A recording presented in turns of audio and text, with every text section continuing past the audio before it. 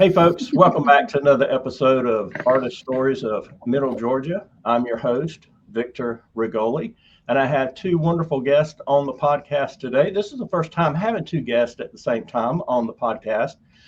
One might be familiar to folks because she was the very first person I interviewed almost a year ago, and that's Cara Hurd. Cara, welcome to the podcast. Thank you. Thanks for having me And back.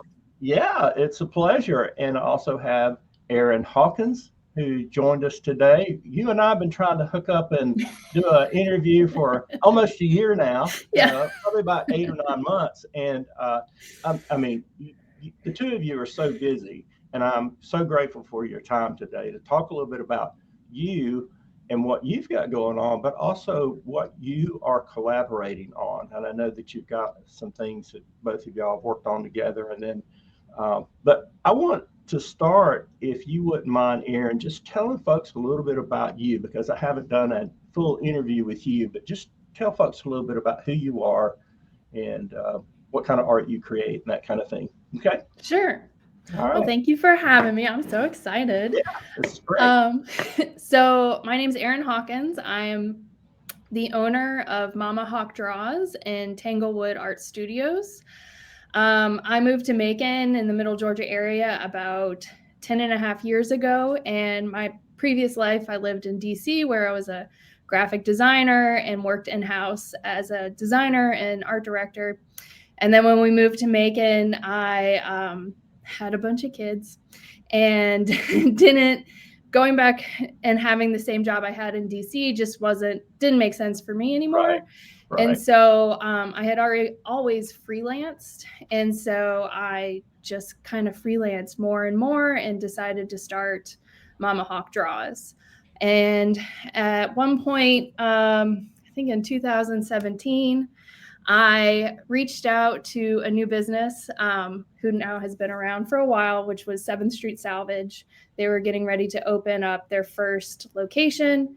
And I said, I really like all the stuff you're doing. We should collaborate sometime. Right. I don't know what that looks like, but you're cool. This sounds like fun. Yeah.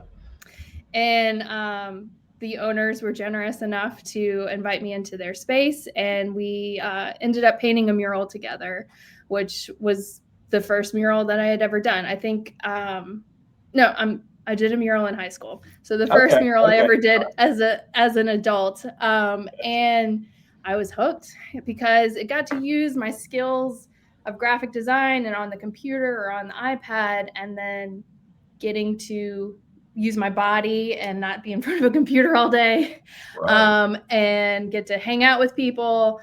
And it was great. And it kind of just started a little bug in me. And from there, I started connecting with different schools and other community partners and figuring out how to paint more. And then COVID happened. Right. And the hardest part for me one of the hardest parts of COVID was I have a fantastic partner who is kind of my yang to my yin. And so he is much more logical on things. And so I missed having conversations with artists and creatives where it was like, just dream with me and let's talk crazy stuff. Right. And I had the opportunity to paint a mural at the bottom of a pool, kind of in 2021. And so because it was outside, I felt safe enough to invite other skilled artists to help me paint this mural. And we spent 2 or 3 days together, a group of 6 people. And that honestly is how 478 Creatives was born. That oh my gosh, I miss this so much, connecting with other artists and hearing things that have gone well for them, or hearing client woes, or, hey, I can't figure out how to do this thing with something, and just having these conversations. Right. And then for about a year later, I suckered Cara into helping me with 478. Your arm and said, "Okay, I'll do it." She didn't know what she was saying. I was like, if you ever need a little help, but then she was like, actually. So, and I'd say that was about 3 years ago. Cara? 2 years ago, 3 years ago? I think March will be 3 or 4. Yeah. I don't know. I think like the fun thing specifically with Cara, I'm gonna shine some love on you. It's like we both have our own stuff going on, Right. which is great. And so we can work off of each other and be like, hey, what do you think about this? Or I'm having this conversation. And then 478 feeds us in a different way that maybe our like day-to-day stuff isn't feeding. And it's just it's great having a partner to A, help you with things, and B, like dream crazy big dreams. Oh yeah. And bounce some ideas off, right. Hey, and bring things to feedback. our community that we're just that weren't there. Right. And so it's been amazing. There's a big need for that. I've talked to numerous artists, and it's that community is what people need, to be able to come together and talk and just talk art, because you're right. I have a supportive spouse, and I think all three of us do. And we wouldn't be where we're at without that supportive spouse, right? But they don't get some of the things we talk about, right? At all. Yeah. Well, in my case, it's at all. Yeah. Right over. Okay. And it's like, and so you're yearning to talk to someone else about the art and what you've got going on in your projects and that kind of thing. And that's the thing that I love about doing this podcast. I'm able to talk to other people about that kind of thing, and it kind of gives them a little community, even though it's kind of a one-on-one thing. But I love that with 478 Creatives, because you get that community.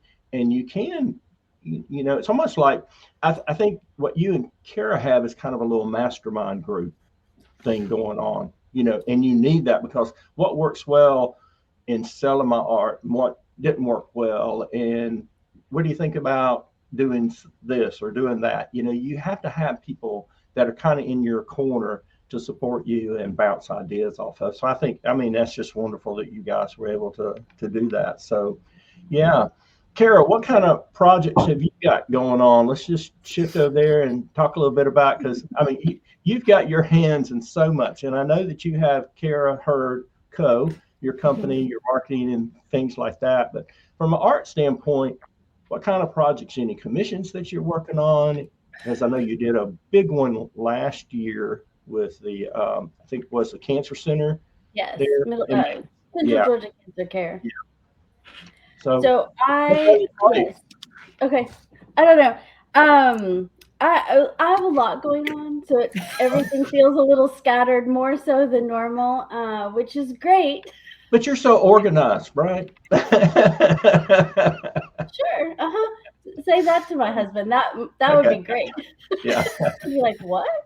But yes. So last year I had an opportunity to do Central Georgia Cancer Care's. They came to me. They were opening a new space, and they didn't want hospital art.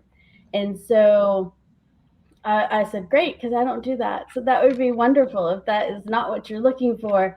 And I created 18 pieces for them. 3 are in their lobby, and then the rest of them are scattered amongst some of the patient care rooms.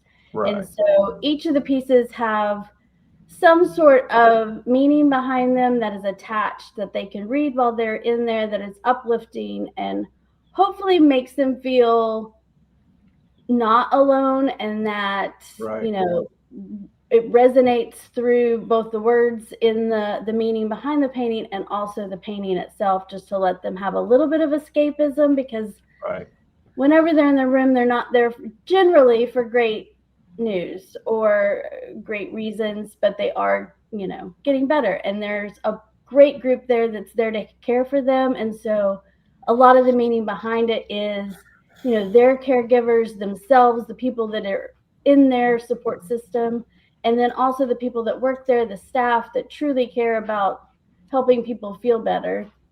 And then just them themselves and the resiliency that they're going to feel, hopefully, through that process, because it's such a long, daunting process. So hopefully this just gives a little bit of a happiness to that, and a little bit of joy added to that day.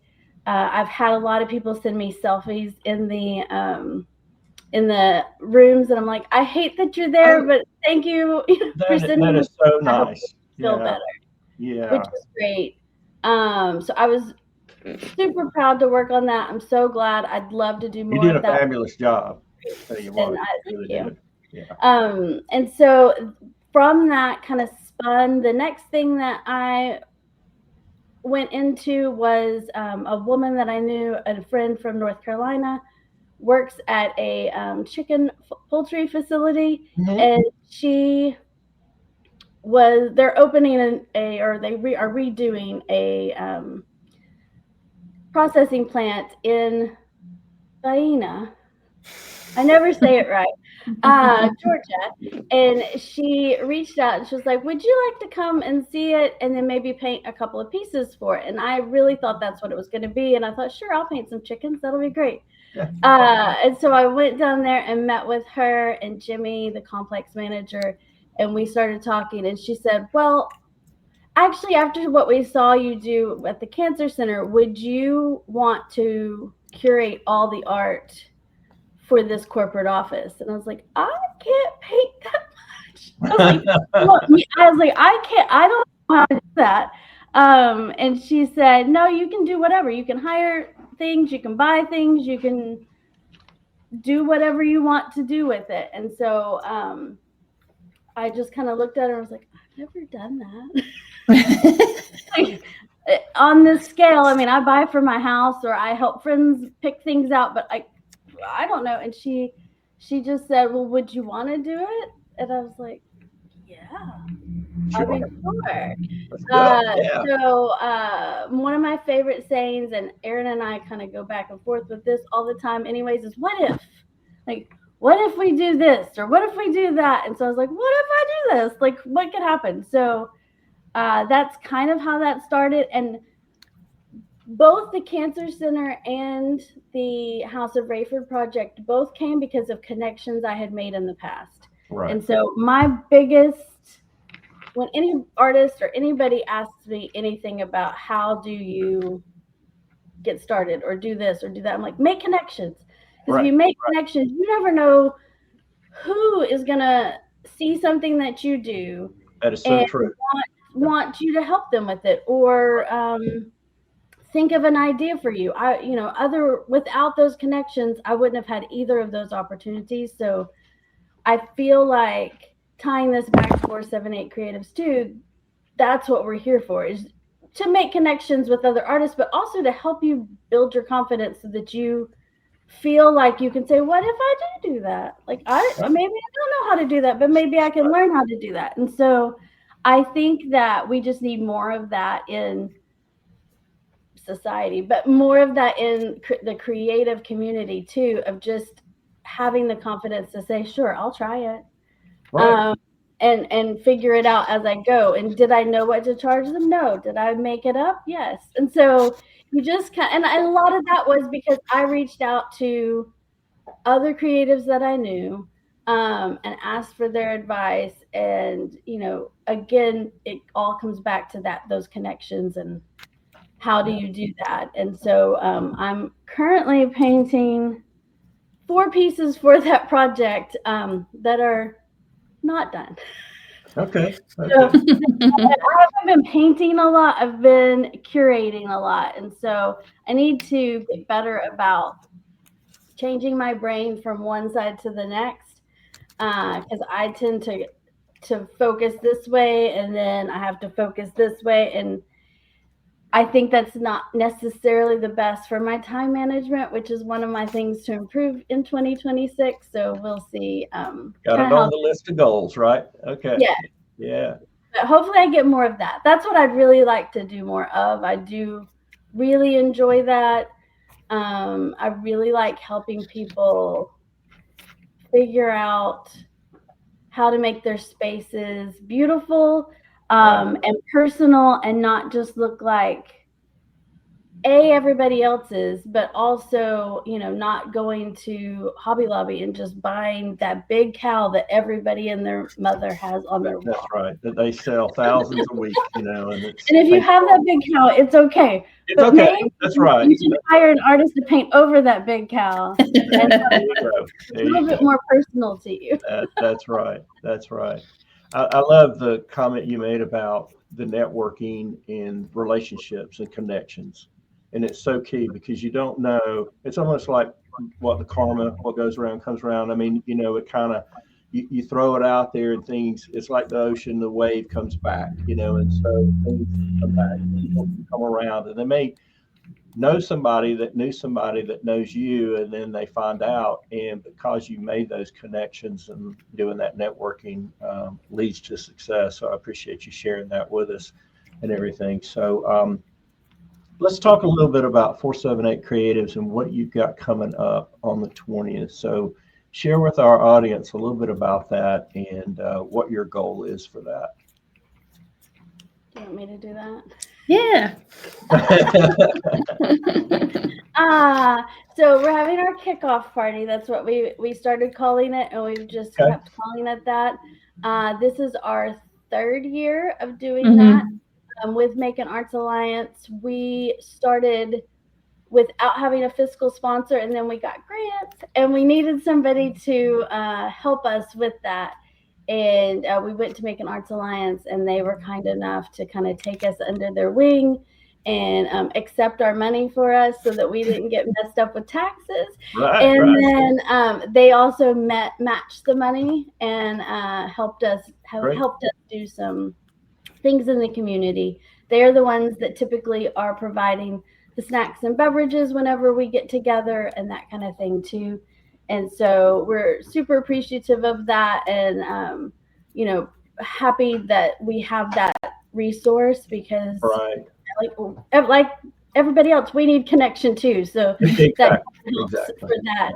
And so it'll be at Macon Arts Alliance on January 20th, but from 6 to 8 p.m. Okay. It's just a mix and mingle. It is for everyone. So if you are a creative and you want community, if you are a person that wants to get tapped into the creative community, not because you necessarily feel like you're a creative, but maybe you want to buy some art, this would be a great place to go and meet the artists too. We always go back to this introverted thing. If you're at home going, I'm an introvert and I don't want to go an extrovert, you don't have to, because almost everybody in that room are also introverts. I totally agree. Yep. Just a little bit. And so you'll find somebody that you can connect to, even if that is kind of like sitting quietly over in a there'll be others against the wall too. Like, yeah. So right. Turn to the left, turn to the right, start a conversation. If you're not sure who you should know, or like who might be somebody that would be a good connection, if you come talk to one of us, we'd be happy to introduce you to somebody else in the room. If you don't feel comfortable just going up to them. And so, typically it's Erin because she knows everybody. Yeah, well, I was going to say that's one of my favorite games to play is like, I love introducing people that I think will connect, or they'll have something and be like, hey, Victor, this is my friend Cara. You both like to paint, and then walk away. Yeah. But I think that's one of the best things about specifically this event. Like I can think of 2 or 3 sets of people that have met at this event in the past, and it's a kindling of either a friendship or a good working relationship with them. So it's very a low barrier of entry, and to see what we do, to see how delightfully awkward Cara and I both are. And then hopefully, it kind of piques your interest, and we are going to share, we have about 5 events already planned, and then 2 or 3 more in the hopper. And so we'll get to share that information. And then we also really enjoy opening the floor to, if anybody else has something else to share that's coming up that we don't even know about. Right. and that you want to share with the creative community, or you're looking for something and need help with this, like it's a great place to do that. Fantastic. I know I met several artists at the event that I went to, and I've had them on the podcast, which has been great, so, and friendships. And, Pat Burns was one that I met there, and she and I and Claudia Hartley have gone to lunch together. And so, you just it's amazing how you just put yourself out there and you meet somebody and you find out, well, you have things in common because you're an artist, but yet you establish a friendship, and it's things that happen outside of a gallery or your studio. Let's go to lunch. Let's socialize. But it's just a beautiful thing. So thanks for sharing. And folks, if you're planning on being there, you'll find out about those 4 or 5 things that are coming up. We're not going to share it here on the podcast. You got to be there. You got to be there. I'm planning on being there. I got it on my calendar. That's going to be a crazy day for me, but I told my wife, I said, I'm going to be up there. So I'm looking forward to it and seeing you guys in person again, but also to meet some more and hear what's going on. And I may have some information to share with you too after the podcast on something that's coming up later this year.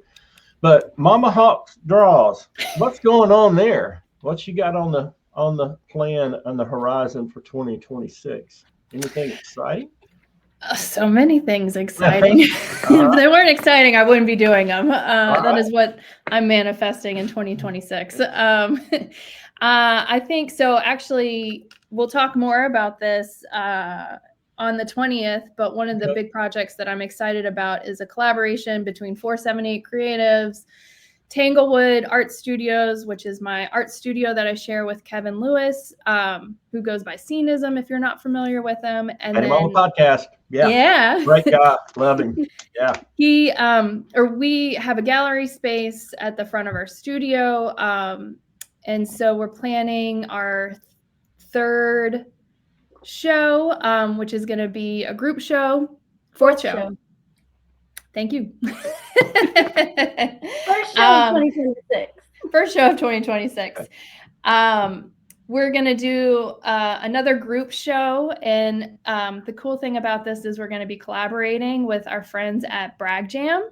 Okay. And so the art show, and hopefully by the time this podcast is out, the art call will be out. But the dream is that artists will create a piece of artwork or multiple pieces on vintage vinyl records. And that's the artwork that they'll submit. And so then the whole gallery wall will be filled with vinyl records that are painted different ways.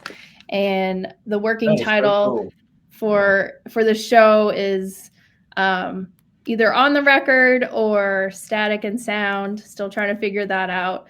And so it's just a really fun way to collaborate the more traditional artistic community with the music community, because we're all creative. Oh yeah. And so I'm really excited to see how this kind of collaboration can work, because sometimes we're just so siloed, even though we're all creatives. Yes. Very siloed between visual artists or writers or chefs or musicians. And so trying to figure out how we can come together. Creatives, artists. I mean, I had my brother on the podcast a while back, and he's a full-time college professor at Middle Georgia State University, but he's a musician as well.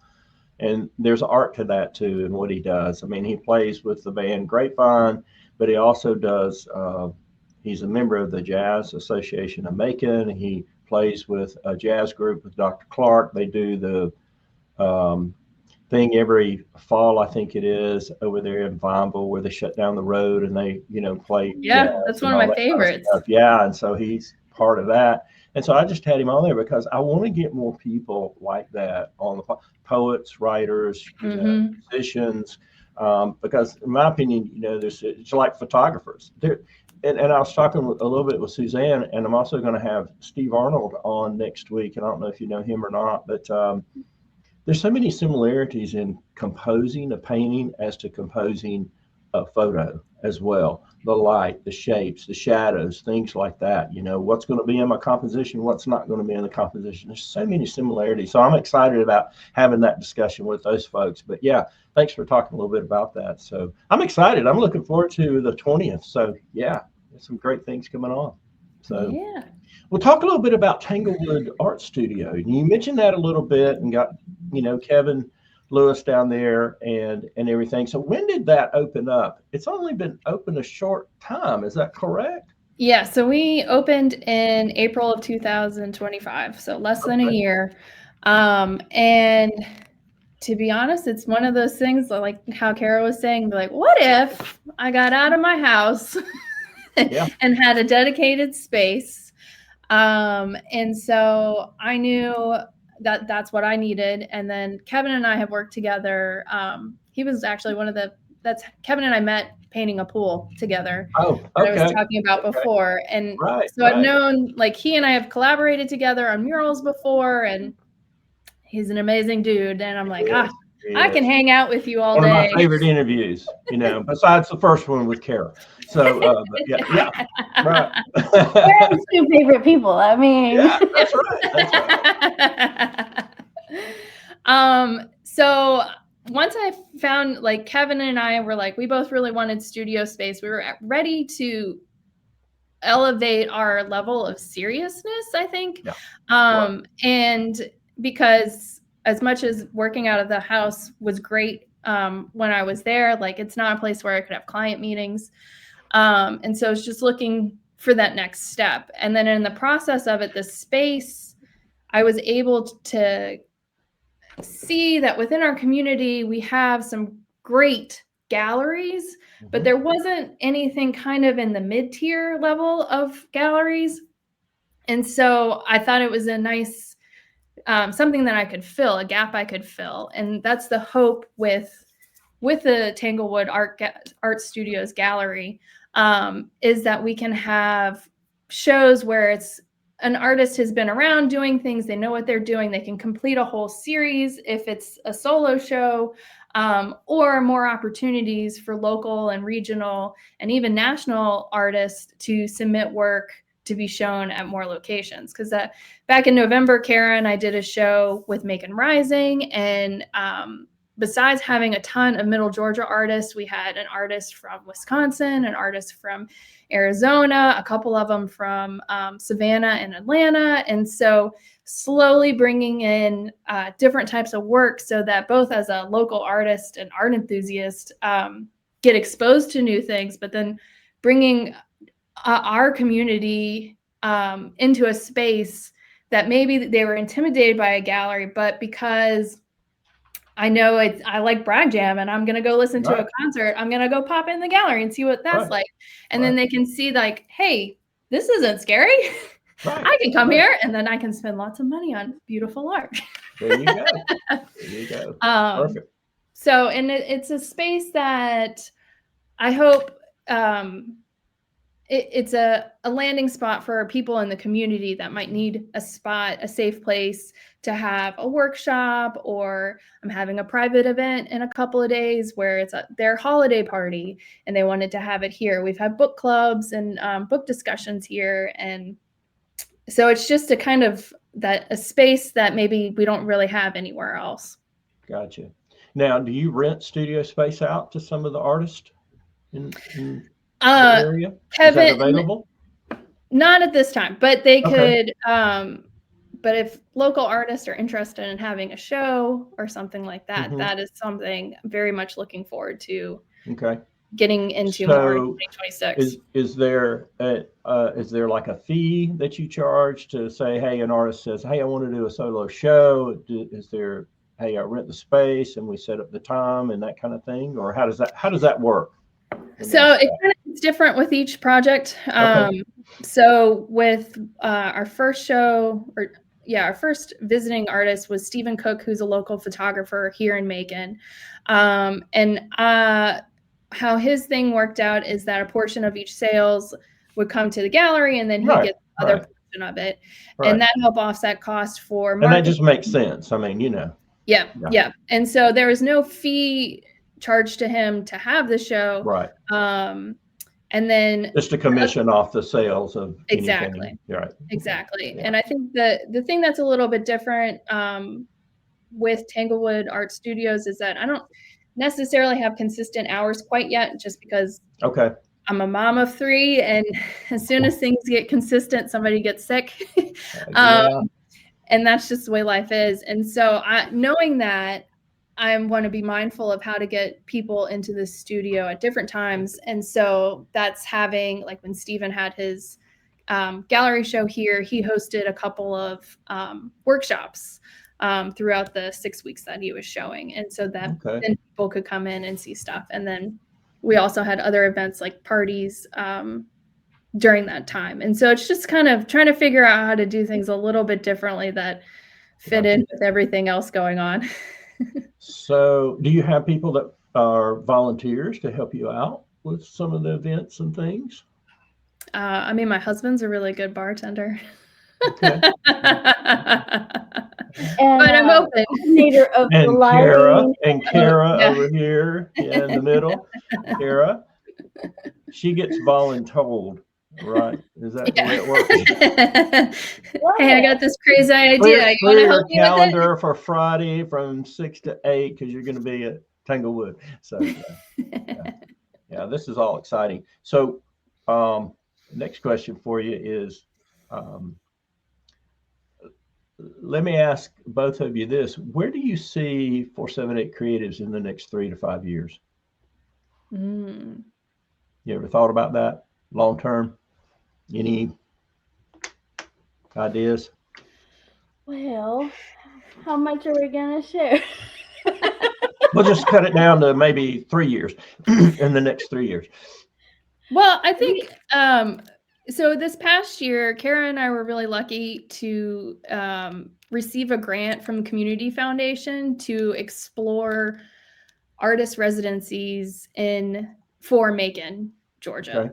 And so because of that grant, we had the opportunity to go to Fort Wayne, Indiana, and spend a week at an artist residency there. And then we went to Savannah to see their first Friday and how one of their artist residency works. And so I think it's something that both Cara and I are really interested in doing and figuring out how to bring to Macon, because it would be such a wealth of knowledge would be brought to the community by having people from out of town stay, and either it's a safe spot for them to create for a week or two, but ideally, we would figure out a way that they could host a workshop or artist talks, and just expose the community to things that we're just not aware of.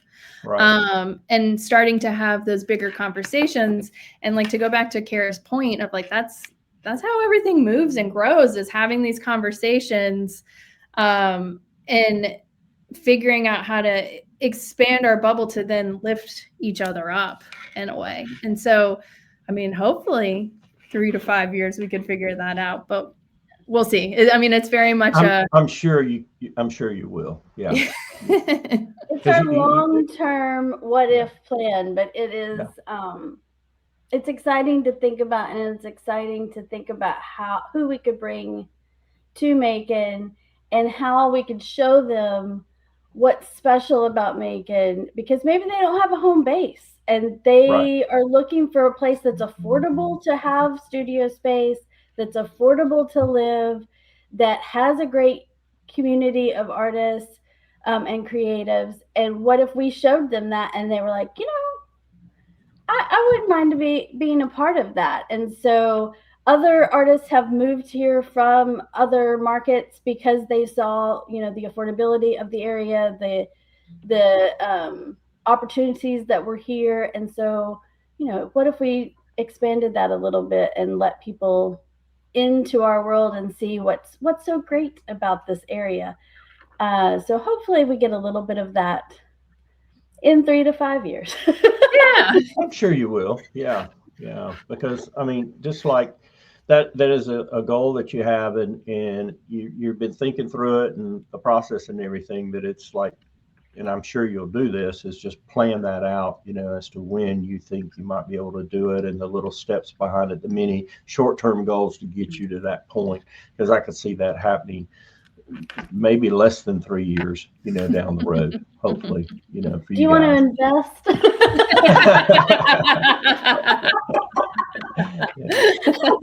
going to start being my first question all the way. I'm like, would you like to invest in something? That's right. That's right. Yeah. So I think that there's so much potential there. And I also, I love what we've done so far. And there's been opportunities that have come our way that I did not expect.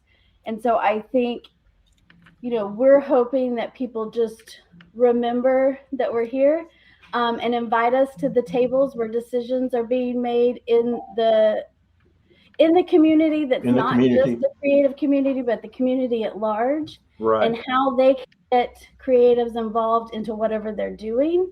Yeah. Because if you get a creative involved, everything is elevated because your graphic design will be better, your photography will be better, your marketing will be better. Everything will be elevated so that your event is better. And so we're just wanting that to be kind of people's go-to, that, if they're not sure who to connect them with something or who can do this, that they remember to reach out to us. And so that we can continue to make those connections and get people with the other people that can help them too. Mm-hmm. Mm-hmm. And more artist talks, because those are super fun. Yeah. It's great to hear people's process when they come into town. I mean, it's great to hear local artists too, but there's something about an outside artist that has reached a level of success. And then when they come and they kind of share their little nuggets with us, I think that is great because it also helps to elevate all of us as well. Yeah. Mm-hmm. Totally different perspective on things, so yeah, that's great. Do you feel that, and let me see how I can word this.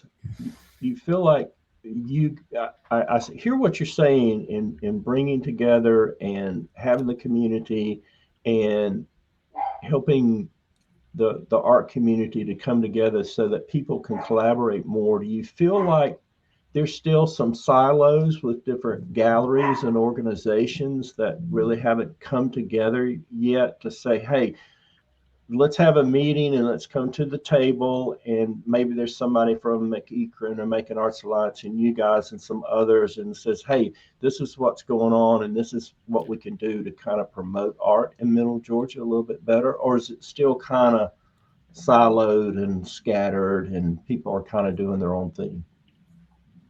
I think in the past year they've gotten a lot better. And there's been some specific efforts to, like, specifically for First Fridays, for the galleries to come together and make a walk so that you can see everything that's happening. And so I think that's really exciting to know that, what is the phrase? Like, a rising tide lifts all ships, that if there's better marketing and communication as a whole, specifically in the downtown area, it's only going to bring more people downtown to spend more money and to support more creatives and things like that. But with that said, like, it's also really understandable why sometimes we are siloed, because all of these places are working on a shoestring budget.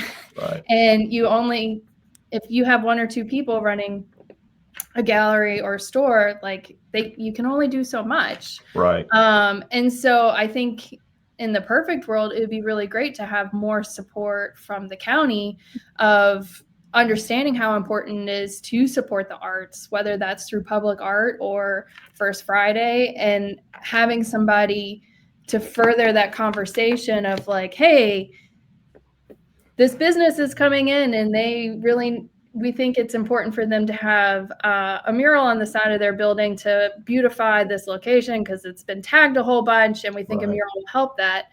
And then they can work with the galleries and studios around to find somebody to do that and help offset the cost, because that's going to convince other businesses to come downtown and have a brick and mortar and convince visitors not to be scared of downtown and come down here and things like that. And so like taking the step back of like, yeah, this is a community, and when we work together, things are going to be better. And it's not always perfect, but at least doing something, those small steps, like you said, in the long term, that's going to make a big difference. Right.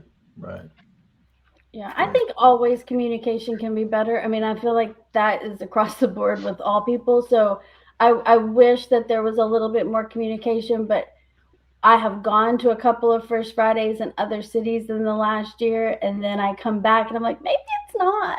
Like, maybe we're doing a great job, because ours is, I think,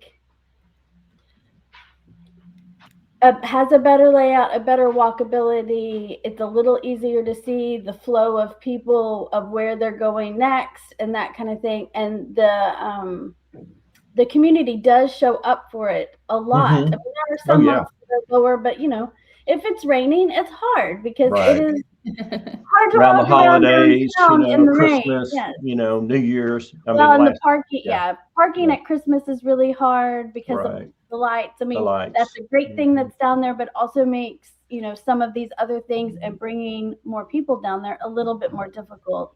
So I do think there's room for improvement always, but I think that about everything. I feel like everything can get just a little bit better.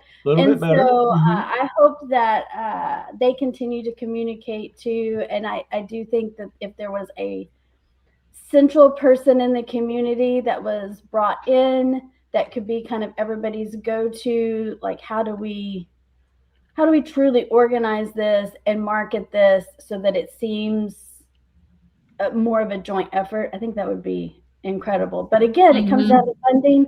Arts funding has been cut this year, so everybody is doing the best they can with what they have. What resources they have. Sometimes that has to be enough, and it's better than not doing it at all, for sure. Okay. Yeah, certainly understand that. Yeah.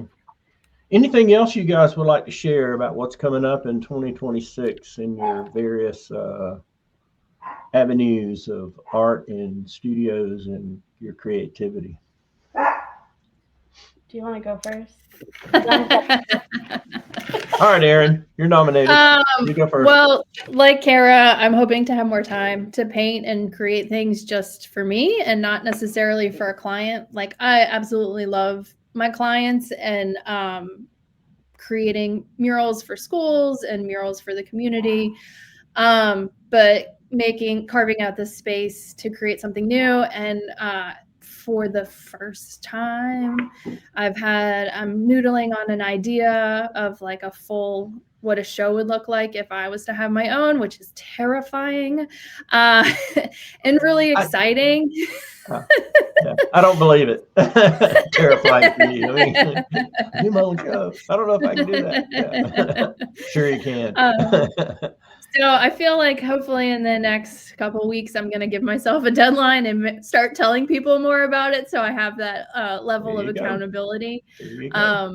But I'm excited about it because it came from the artist residency we did back in August in Fort Wayne, and how an idea has just kind of stuck with me. And I'm like, oh, wait, I really think I can do this. And this is how I do this part and this part. So I'm excited to do that and see where that leads. Good.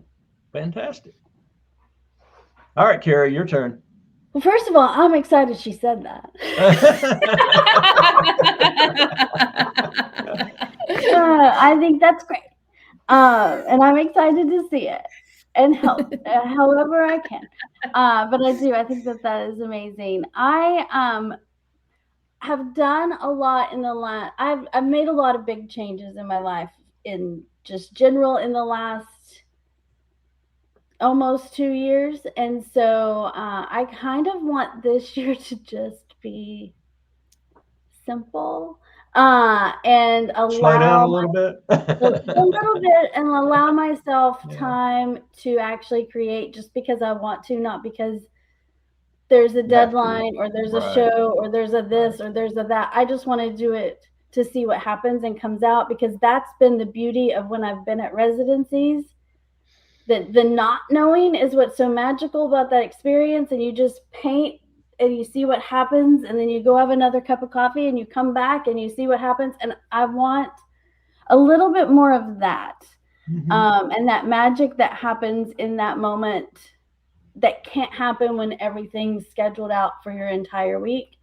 How am I going to do that? That I haven't figured out yet, because I'm still in this like crazy catch-up mode from everything. But I am hoping that is what this year brings, is just a little bit. I have I always pick a word of the year, and this year is wonder and whimsy. I got 2 words for the price of 1. And so I kind of just want to do more of that and just play and not work so hard. Yeah. I appreciate both of you sharing that, because that was kind of a question that I had on my list, was with all the things that you've got going on, how do you find time to devote to yourself and your own art and painting and being creative? So I appreciate you both sharing that. It's a challenge for everybody. It really is. You have a great daily practice, though. Like a great daily practice. I envy that for sure. Yeah. Well, it is what it is, I guess. But anyway, yeah. I try to paint every day. I really do. But one of the things that since I've been doing podcasting, I didn't realize how much time it takes to, there's prep work that goes into it. There's editing that I have to do afterwards to put everything together. I got to get it uploaded. So pretty much my morning on Tuesdays is usually when I do it, is shot, and I'm more of a morning painter. I like to get up, get started, get my breakfast, let's paint. Because if it's afternoon around 2:00, most of the time I don't start painting, because my wife still works, and so she's coming home in the evening. I try to get something ready for dinner, that kind of thing. And so it's like, okay, I had to stop right in the middle of what I'm doing, and I hate doing that, so because you can relate to this, I'm sure. You get in the zone, and it's like hours go by, and it's like, oh my gosh, it's 4:00 in the afternoon. Where'd the time go? But it's a great place to be, I guess you'd say, when you're in the zone and you're really painting and being creative and everything. And I love that about art and what have you. So, but I want to thank you so much, guys, for being on the podcast today. It's been great.